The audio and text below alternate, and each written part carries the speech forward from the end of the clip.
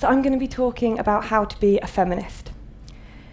When I began to think about how to be a feminist, I enjoyed getting swept up in imagining the women's liberation movement of the 70s.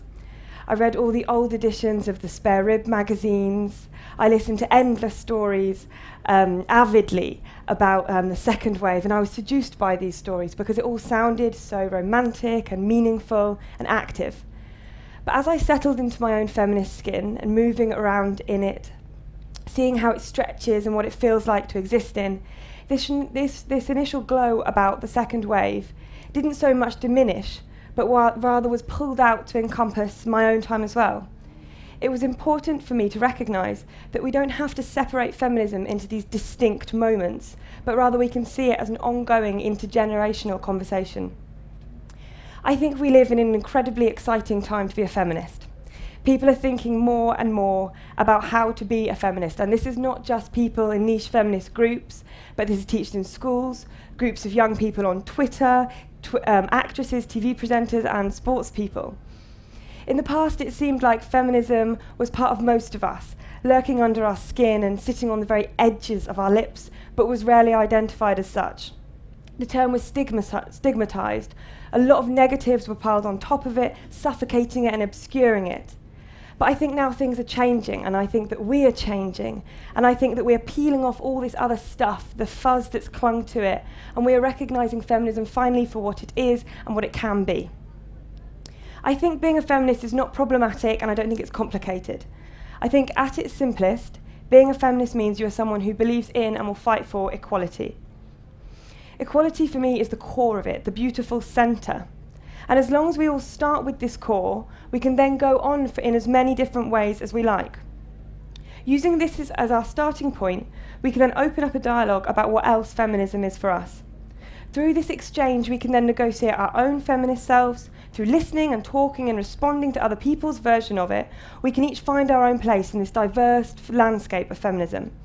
So I invite you to talk and to listen and respond to each other, and also to my talk, and I can offer you only how I think we can be feminists. And I hope from this you'll respond to me, and all these hybrid feminisms will be formed from this, and we can continue to stand in solidarity, but also revel in the diversity of what we can create together. I think as a feminist, it's important to recognise our past, to do things like visit the house where Mary Wollstonecraft died in Camden, to read about the suffragettes, to look at second wave banners, read old badges, immerse ourselves in what has come before us.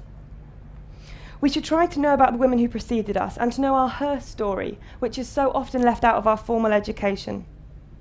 We are indebted to the suffragettes, who fought for the right for women to vote, and to the second wave feminists, who fought for the autonomy of women's bodies. Both groups pulled out what it means to be female and fought hard for equality. These women paved the way from us, and we must recognise the foundations they laid for us and feel the weight of our feet upon them. But as contemporary feminists, we must also notice the cracks, the spaces between the bricks, where our ankles twist and we fall upon uneven ground. I think as contemporary feminists, we must focus on the materiality of our lived existence. We need to address what passes through our hands and clings to our skin and facilitates our lives. We must recognise and look back at what surrounds us. Notice the street names, which often celebrate purely masculine achievement. Realise that as we move through space, we inadvertently and symbolically celebrate and move through a constructed all-male past.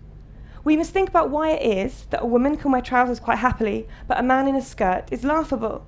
We must think about this and address it, and think about where this is all rooted.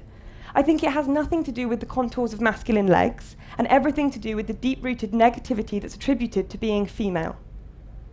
We must watch ourselves as we speak. Bradley Wiggins is a massive advocate of women's cycling. He's done a lot to support the sport. But recently, after cycling badly in the Giro d'Italia, he said he was disappointed with his performance because he descended like a little girl. I don't think that Wiggins set out to be sexist here, and I don't think he meant this by what he said, but the statement highlights how patriarchy is built into our dialect. As feminists, we could experiment with our language, so we could try out what photocopying from a mistress copy feels like, or wonder whether woman power works as well for moving furniture. We could stop telling those who cry to man up, and rather allow them to compose themselves without aligning themselves with either gender. Our language is a fundamental part of our everyday existence. It washes over us, and we need to watch what gets tangled up in the tide. I don't think this means that we should aggressively jump upon everything that anyone says, but rather I think we should be thoughtful when we ourselves speak and surprise people with our language and gently slip into a more mutual way of talking and of being. I also think, as contemporary feminists, we should join the people at the No More Page 3 campaign, who battle against newspapers like The Sun, where naked women exist as fleshy objects to be consumed, whilst fully dressed men in suits and football kits roam free throughout the rest of the pages, acting and doing and being, whilst these women are simply appearing. As long as these images line our supermarkets and newsagents, sit on our tube trains, in our waiting rooms, flapping around the streets where we all walk, how can we tell our sisters and our daughters and our friends that men and women are born and will grow up to be equal? Earlier this year, the Bank of England made the decision to replace Elizabeth Fry with Winston Churchill on the £5 note. At the time, this decision left our money drained of female faces. No space was left for positive female reclamation. The only female face on the money would be the Queen's, who gained her place through birthright rather than merit, of course. It suggests that inherently there is a different route to success for men and women. Men like Darwin and Churchill are immortalised for their achievements, whereas the female face exists on the flip side, sitting pretty in her privilege. How can we even think about using the term post-feminist era for where we are now, when scrunched up in our pockets is a physical embodiment of the inequality that squeaks through the system? After a huge campaign, the Bank of England rethought their decision. 35,000 signatures later, Jane Austen would be put on the new face of the £10 note. Signing this petition and supporting this campaign is how to be a contemporary feminist. It's about looking back at the material world that surrounds us, changing it, shaping it, and pulling it into line with our own way of being. I think that our materiality is lagging way behind us, and we need to rectify this, so that what passes through our hands and through our lips, what surrounds us in our physical landscape, doesn't undermine the lives that we lead.